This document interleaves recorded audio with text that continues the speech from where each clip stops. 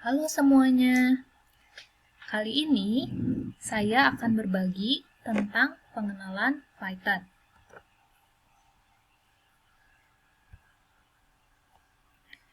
Oke, apa itu Python?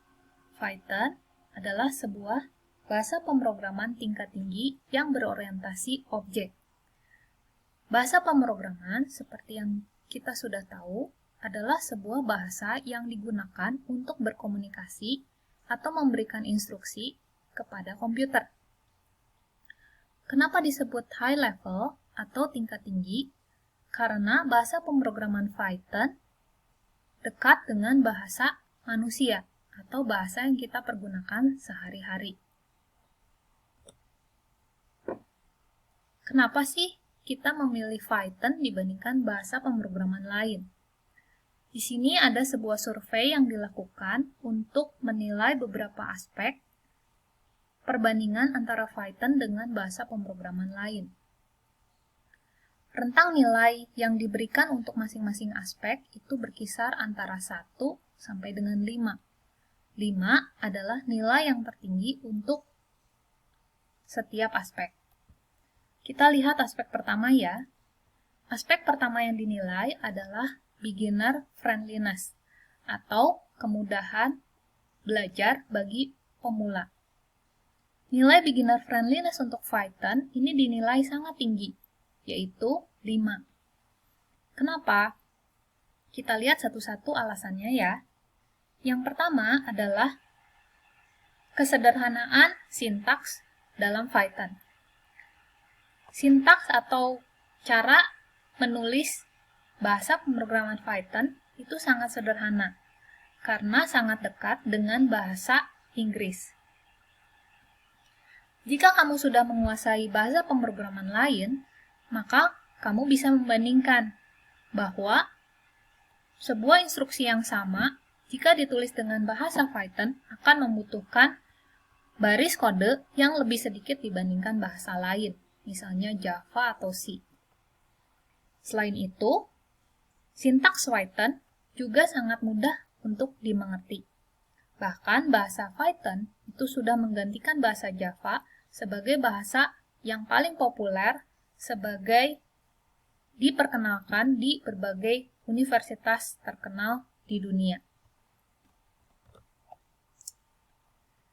Aspek yang kedua yang dinilai adalah tentang scalability atau kemudahan untuk pengembangan sebuah aplikasi yang dibangun di atas bahasa tersebut. Nilai untuk scalability dari Python itu adalah 3,5. Alasannya, pertama, dilihat dari platform yang dapat digunakan oleh Python, Python bisa bekerja di berbagai macam platform berbeda, seperti Windows, Mac, Linux, Raspberry Pi, dan seterusnya. Bagaimana dengan kegunaan atau aplikasi yang bisa dibangun di atas bahasa ini? Python adalah sebuah bahasa yang dapat digunakan untuk membangun berbagai macam aplikasi. Aplikasi apa saja nanti kita lihat ya di video berikutnya. Nah, di samping kelebihannya tadi, ada juga kelemahan dari Python, yaitu tidak begitu mudah untuk di-maintain atau untuk dikembangkan. Misal, kita membangun sebuah aplikasi yang memiliki kemungkinan untuk pengembangan jangka panjang. Nah, seiring berjalannya waktu dan semakin besarnya aplikasi yang kita bangun, dan semakin kompleks aplikasi tersebut, maka program yang dibangun di atas Python akan lebih sulit untuk di-maintain. Karena misal jika terjadi error, maka akan cukup sulit untuk mencari di mana error tersebut terjadi. Itu salah satu kelemahan dari Python. Kelemahan lain dari Python adalah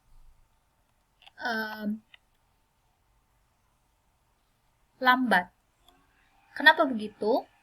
Kita lihat dari kelebihannya Python ketika menulis sebuah instruksi.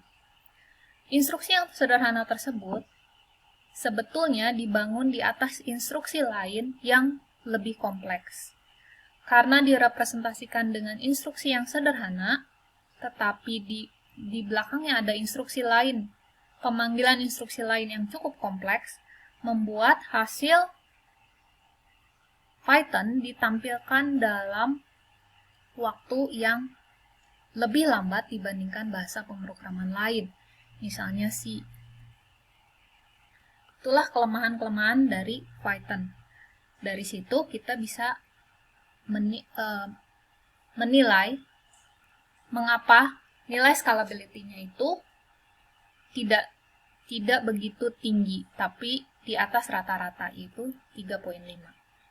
Artinya masih cukup baik sebetulnya. Jadi, kalau kamu nanti membangun sebuah aplikasi, kamu harus mempertimbangkan aspek-aspek tadi. Kalau aplikasi yang kamu bangun membutuhkan maintenance yang di jangka waktu yang panjang, aplikasi tersebut akan berkembang, maka kamu harus mempertimbangkan kembali apakah Python cocok untuk membangun aplikasi tersebut. Aspek ketiga yang dinilai adalah komunitas. Nilai untuk komunitas cukup tinggi, yaitu 4.5. Komunitas untuk developer atau programmer itu ada banyak. Di sini ada beberapa komunitas yang menjadi top penilaian. Kenapa demikian? Karena komunitas-komunitas ini adalah komunitas yang besar di lingkungan developer atau programmer. Komunitas pertama yang besar adalah Stack Overflow. Di komunitas ini adalah komunitas untuk question answering. Nah, di komunitas ini, Python memiliki 85.900 follower. Dan ada pertanyaan terkait Python kurang lebih berjumlah 500.000 lebih. Nah, sehingga dengan angka-angka ini, Python menduduki peringkat kelima tertinggi di komunitas Stack Overflow. Ya, jadi pengguna Python itu cukup besar. Komunitas kedua yang dinilai adalah Meetup.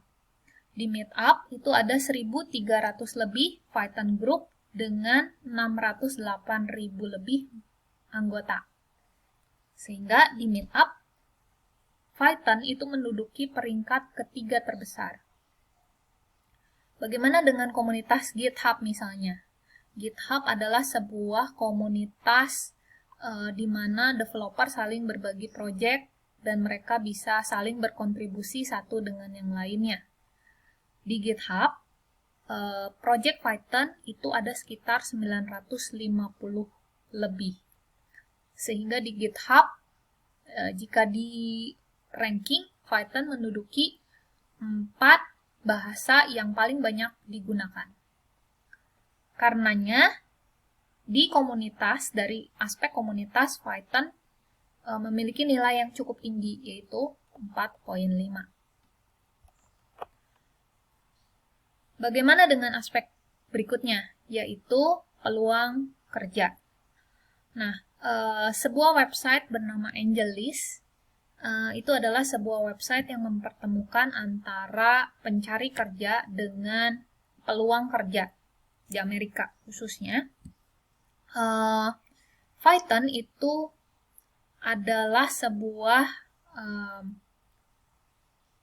keterampilan yang kedua tertinggi yang dibutuhkan dari banyaknya peluang kerja yang ada. Dengan kemungkinan gaji yang punya range yang cukup tinggi, ya, antara 43 sampai 135.000 US dollar. Ini adalah rata-rata gaji untuk pekerja yang memiliki kemampuan Python programming. Jadi kamu lihat, di luar negeri saja peluang kerjanya itu sangat besar. Kita sudah memasuki sebuah era di mana kemampuan programming itu menjadi kemampuan yang mendasar. Sehingga kamu lihat bahwa tidak ada ruginya mempelajari bahasa pemrograman, khususnya Python. Oke. Bahasa pemrograman Python juga digunakan untuk membangun berbagai website yang besar, seperti Google, Dropbox, Pinterest, Instagram, YouTube, dan masih banyak site-site besar yang lain yang dibangun di atas Python. Oke, mengenal sedikit siapa sih Bapak penemu Python. Ini adalah Bapak penemu Python, yaitu Guido van Rossum. Python itu sebetulnya sudah ada sejak 1991. Nah, tetapi kemudian bahasa ini dikembangkan terus sampai versi terakhirnya itu Python 3. Nah, bagaimana dengan lingkungan pengembangannya? Di mana sih kamu bisa menulis sebuah instruksi Python? Ada banyak IDE atau lingkungan pengembangan untuk menulis bahasa Python. Ini diantaranya, saya akan menjelaskan tentang IDE ini lebih detail di belakang ya. Ya, Python juga termasuk sebuah interpreter. Apa itu interpreter? Interpreter adalah sebuah penterjemah kode yang langsung dieksekusi begitu kode tersebut ditulis. Ya, kamu akan mengerti dengan lebih jelas ketika kita sudah mencoba Python ya di belakang. Oke, berikutnya ini contoh-contoh aplikasi yang dibangun di atas, yang bisa dibuat dengan Python. Python itu bisa digunakan untuk apa saja sih? Di sini kamu lihat berbagai macam contoh aplikasi yang bisa dibangun dengan menggunakan Python. Mulai dari back-end, web development, lalu kalau kamu punya data, khususnya data yang besar, bagaimana sih kita bisa memperoleh informasi dari data tersebut dengan menggunakan analisis data? Maka Python bisa membantu untuk melakukan hal tersebut.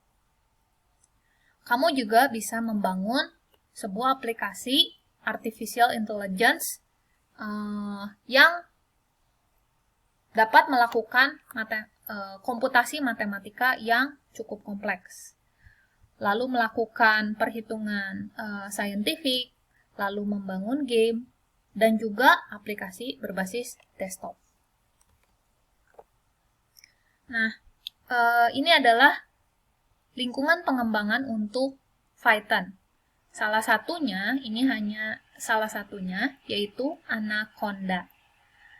Dengan Anaconda, kamu bisa menggunakan Jupyter Notebook untuk menulis instruksi-instruksi Python. Detailnya akan saya jelaskan di video berikutnya ya. Kamu bisa mendownload Python dengan mengetikkan di Google atau search engine lain, misalnya Python download. Lalu kamu dapat memilih salah satu URL Python download dan kamu tinggal mengklik tombol download Python. Versi terakhirnya adalah Python 3.8.3. Lalu ikuti saja instruksi selanjutnya sesuai wizard yang diberikan. Oke, ini contoh instruksi yang dibangun dengan Python. Misalnya, kamu ingin mencetak ke layar Hello World. Instruksinya sederhana sekali, hanya seperti ini, dan ini adalah hasilnya. Untuk lebih detailnya, bagaimana cara mengaplikasikan statement ini di dalam IDE, kita lanjutkan di video berikutnya ya. Oke, terima kasih sudah menonton. Sampai ketemu di video saya berikutnya.